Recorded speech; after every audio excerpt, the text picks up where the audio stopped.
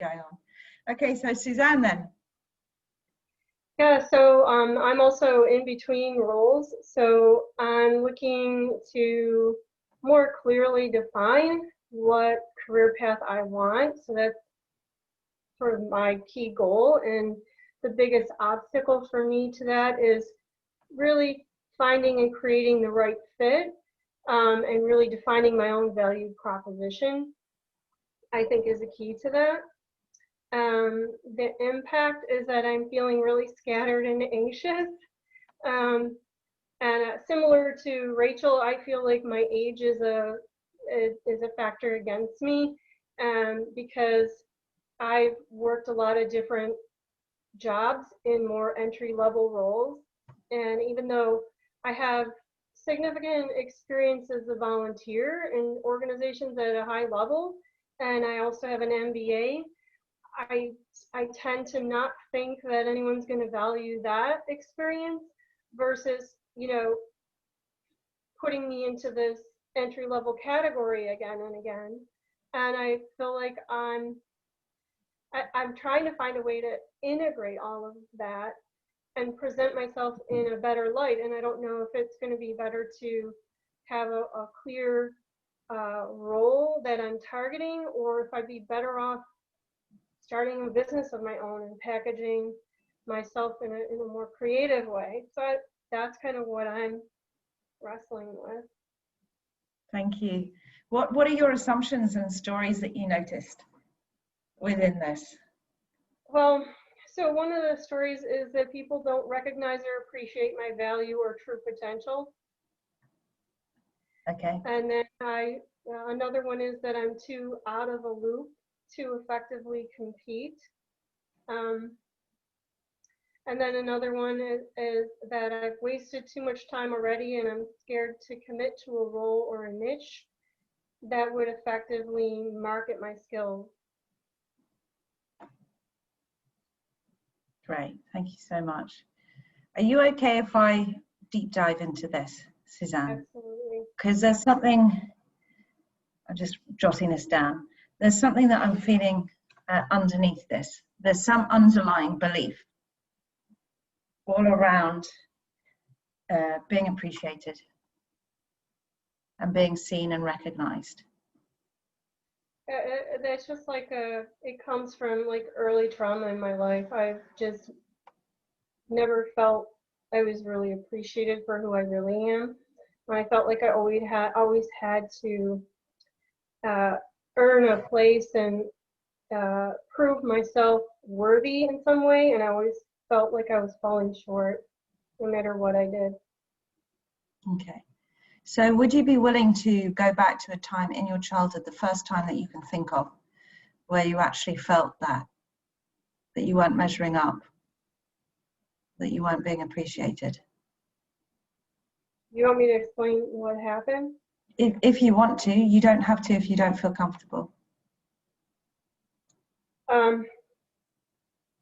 Well, I only recently really kind of recognized this as a key point and an underlying factor for myself when that was, my parents were getting a divorce and my mom was really distressed, and she got drunk and was laying on the floor and asked me to go get a razor blade from the bathroom. And I went up to get it, and my brother screamed at me and told me, "Well, you an idiot. Do you know what she's going to do with that?"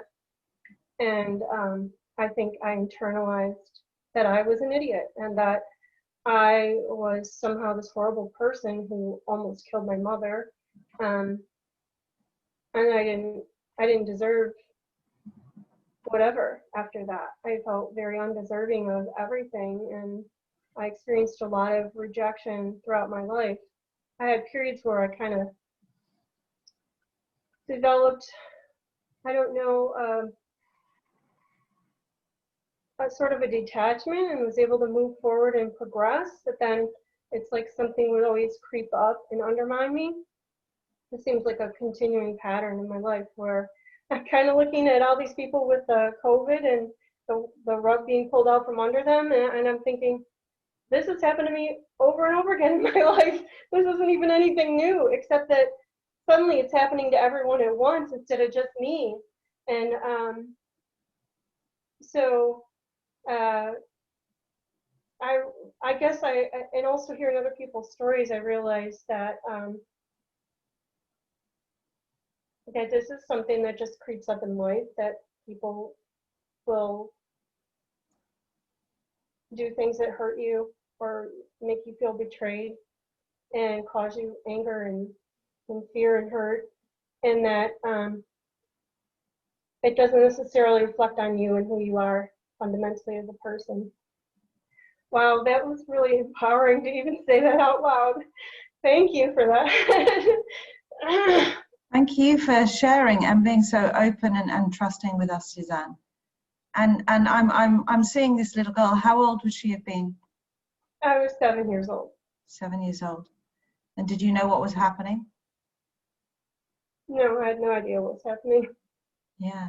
What were you actually doing at that time when your mum asked you to do something for her? What was your intention? I think I was coming downstairs for a snack or something, and there she was, and she asked me to go do this for her. And I thought it was a weird thing for her to ask me, and I questioned it in my own mind, but it was my mother telling me to do this. And so I went upstairs, and then my brother happened to come, because I think I knew something was wrong with what she was asking me, but I didn't understand what. And so I think I was kind of fumbling around, and I had no idea where to find what she was asking me for. And I honestly don't think she was really aware of what she was doing. I think she was just in such a state of mental distress and emotional distress. She had been suffering from postpartum depression and stuff prior to this happening. And she suffered extreme betrayal by my father, who was already having an affair with another woman, and that was the justification for the divorce, was that he was having an affair with another woman who he married 3 months after they got divorced. And I never really understood what happened. It took me years, most of my life I've spent trying to understand what happened between my parents, because I loved both of them and I wanted to have relationships with both of them. I wanted both of them in my life. My father was taken out of my life for years, and I think the fact of not having the interaction with him for all those years compounded that initial trauma even, and that it's been a lifelong process for me to unpack a lot of this and recognize that I had a lot of disadvantages from circumstances that were beyond my control, and I have to give myself credit for continuing to keep picking myself up and putting myself back together. I'm like Humpty Dumpty over and over again, putting myself back together and just getting back on the horse and riding it to the next adventure. So I think, I've just recently in the last few years really learned to appreciate myself. And I think that's taking me to another level of, how can I put that forth in some meaningful way to someone else and bring value to others.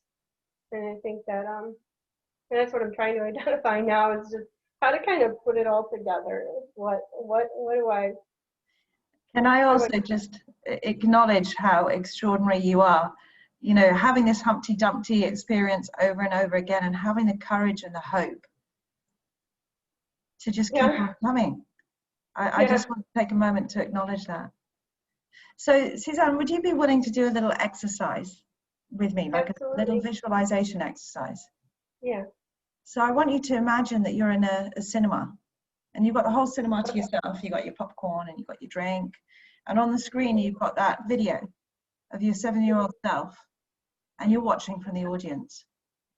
Not only are you watching from the audience, but you're watching yourself from back at the back of the room by the door. You're watching yourself sit down eating the popcorn and watching yourself on the screen. So you're in two observational places at the same time, and we're going to switch. Yeah. So there's you're sitting in the chair and you're watching this 7-year-old kid, and she's finding her mum, who she loves, and who's been going through a really, really hard time. She doesn't know what's going on. The mum's going through all these emotions. It's pretty scary for her. Mm-hmm. And I want you to watch this dispassionately from an outsider. You're not in the pool feeling the emotions. You're the lifeguard on the side. You're watching it Mm-hmm. on a screen. So there's this little girl who enters. She sees her mum. And her mum asks her to fetch something for her. What's the daughter thinking at the time? What is the daughter's headspace at the time? What do you notice? Well, she wants to please her mom. She wants to please her mum, and her mum asks her for help to get something. Yeah. Okay. And does she trust her mum? Yeah. Okay. So I'm seeing this little girl who loves her mum, who wants to help, and is being a really good kid. She trusts her mum, so why wouldn't she? Yeah. So up she goes to find that funny thing that she doesn't know what it is. And she runs into her brother. And the brother's much more clued in, right? He's their older brother. Now, what do you notice about the brother in this state? What's his mindset at the time? What's he going through? And you're sitting outside of this, watching. Watch it just play out in your mind. My he's more mature, so he's more aware of some of the things that are going on. And he has experience to be able to kind of put together what's happening and where it's likely to lead. So he has a certain amount of wisdom in the situation that he becomes alarmed when he starts putting it together in his mind. So he wants to protect his mom. He wants to protect his mum. And what emotions are arising for him? So he's very scared for his mom, and he knows that he needs to intervene quickly, so that quickly and emphatically, so that something bad doesn't happen to his mom. And did he do that? He did.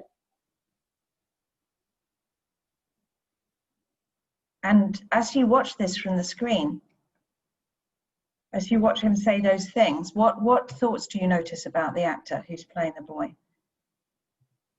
If you were to watch with compassion. Oh, he's just feeling frantic and overwhelmed, and is making a knee-jerk reaction. Yeah. To act quickly. Yeah. And then if you watch the little girl, what's coming up for her in this moment? Well, she's just shocked and dismayed, just stunned by the realization of what her brother says to her. She's kind of dumbfounded. So she's stunned. Yeah. She's kind of like frozen. And what stories are playing in her mind? What's she saying to herself or about herself? As you notice from the outside in.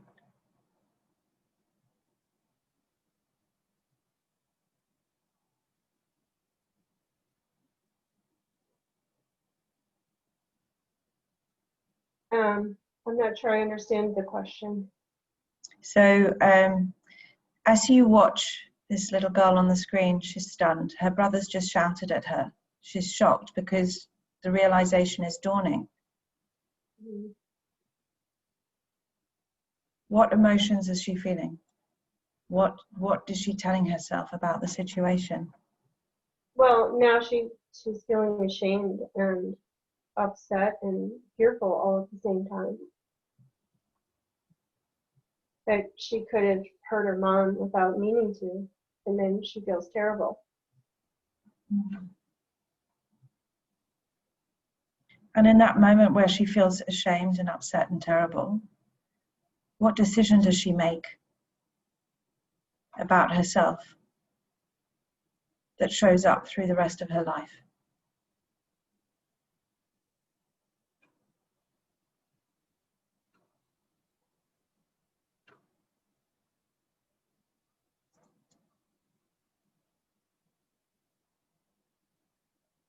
But she can't trust herself.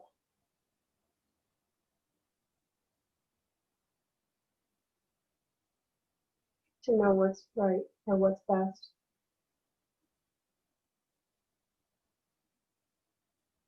So Suzanne, as you are now standing at the back of the room and you're watching the person sitting in the chair who's watching the screen, what do you notice from that point of view about the Suzanne who's sitting in the chair watching?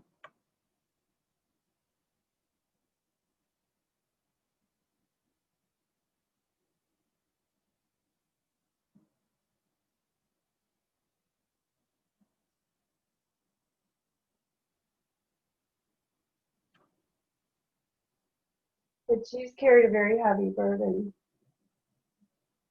her whole life. And it wasn't necessary.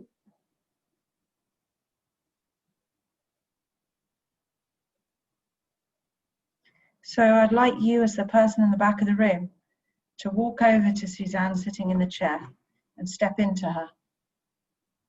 And then I want that Suzanne to stand up and to go into the screen and to step into that screen. And she's there with that little 7-year-old. And I want you to get down to her level. And I want you to tell her, I appreciate you. I want you to give her a hug. I want you to see there's like a golden light coming out of your chest and it's connecting in with her. Say, I appreciate you. I see you. I think you're an extraordinary little girl who saw a very scary situation, and you had so much love for your mum. You just wanted to help her. And you trusted her. You didn't do anything wrong. You work from a space of compassion and trust. And I love you for that. And you've carried such a heavy load. You can let it go now. Tell her whatever else you need to tell her. And then here's the hard part. I want you to receive it. Because as you tell her now, that's going to ladder up all the way through the years to where you are now. I want you to receive that and to forgive yourself, forgive your brother, forgive your mom, whatever it takes, just tell them you understand.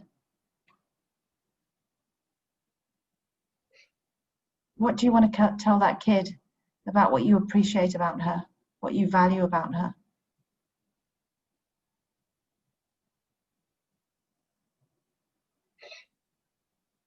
I want to just tell her that she's innocent and loving and a good person. And she could not have possibly known to understand the situation the way it unfolded in front of her. She couldn't possibly have understood the implications of her mother's request. And her brother didn't mean any harm in the words he chose. He was simply acting out of fear at the moment. And all of us in that moment were just completely overwhelmed with the impending loss that we were suffering. We were all in it together. Just like everyone in the world is in this COVID thing together. We're in it together. And lashing out at each other isn't going to help.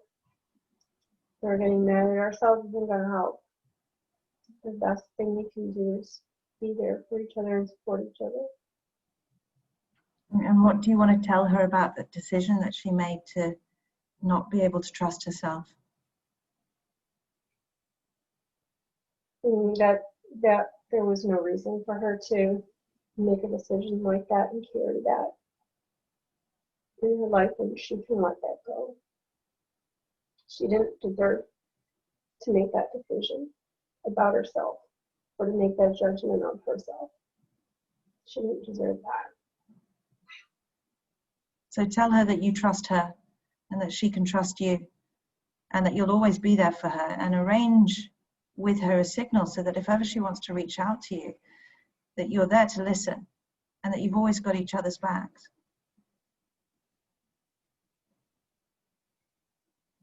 And then just give her a last hug and notice what she's feeling.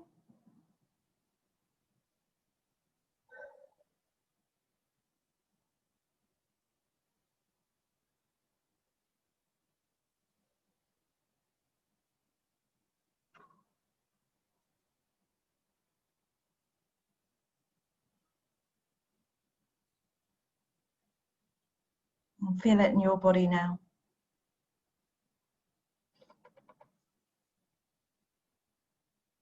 Much calmer, more at peace.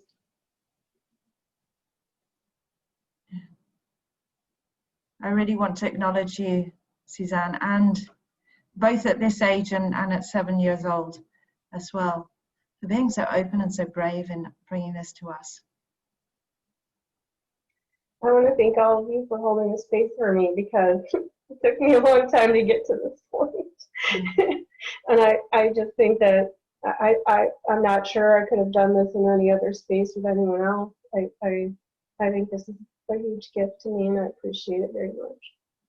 So how can you use this knowledge about being able to trust yourself and the values that you bring as you go search for a new home for your career? Well, this is very inspiring to allow me to really fully acknowledge and embrace everything that I have to bring to the table, instead of constantly second guessing everything that I've done and the value that it brings to someone else. So if you were to go from a space of trust, if you're willing to do some homework, Suzanne, if you were to do an exercise after this, because I'm just wary of the time, and you were to go from a place of completely trusting yourself and knowing your own self-worth, then writing down what values you have that would be appreciated, or that you appreciate about your extraordinary self, that you want to bring to any interview. Not just the interview, think beyond the interview. It's like bring to the role. Right. Bring to your own life. What is it? Yeah. What is your gift? Yeah. Yeah. Thank you. Thank you.